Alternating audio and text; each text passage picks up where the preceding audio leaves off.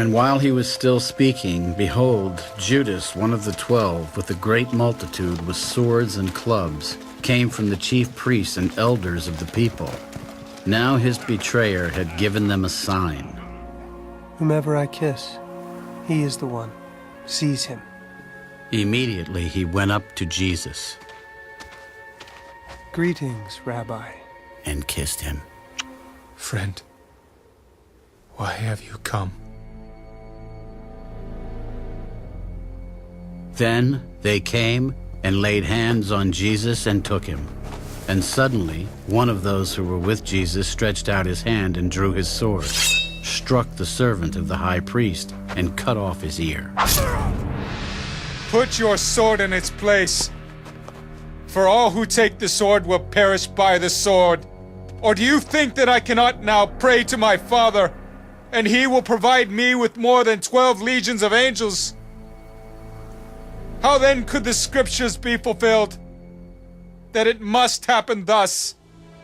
In that hour, Jesus said to the multitudes, Have you come out as against a robber, with swords and clubs to take me? I sat daily with you, teaching in the temple, and you did not seize me. But all this was done, that the scriptures of the prophets might be fulfilled.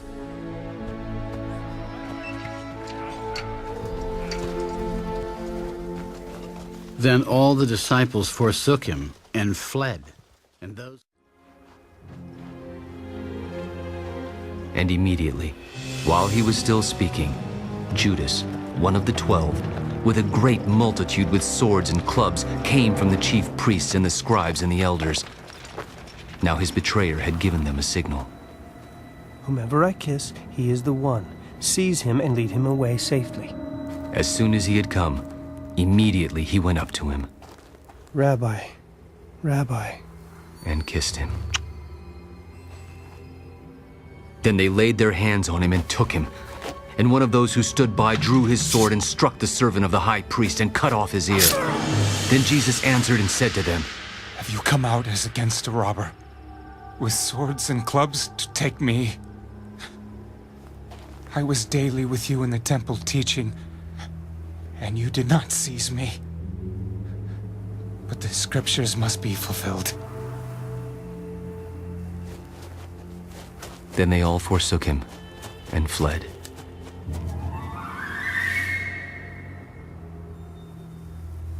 Now, a certain young man followed him, having a linen cloth thrown around his naked body.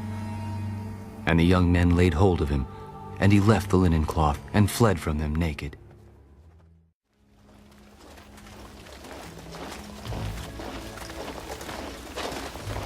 And while he was still speaking, behold, a multitude, and he who was called Judas, one of the 12, went before them and drew near to Jesus to kiss him.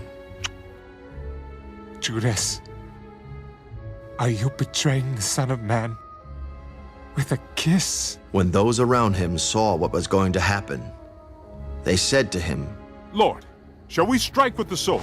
And one of them struck the servant of the high priest and cut off his right ear. But Jesus answered, Permit even this? And he touched his ear and healed him. Then Jesus said to the chief priests, captains of the temple, and the elders who had come to him, Have you come out as against a robber with swords and clubs? When I was with you daily in the temple, you did not try to seize me. But this is your hour, in the power of darkness. And Judas, who betrayed him, also knew the place, for Jesus often met there with his disciples. Then Judas, having received a detachment of troops and officers from the chief priests and Pharisees, came there with lanterns, torches, and weapons. Jesus, therefore, knowing all things that would come upon him, went forward. Whom are you seeking? Jesus of Nazareth. I am he. And Judas, who betrayed him, also stood with them. Now when he said to them, "I am he," they drew back and fell to the ground.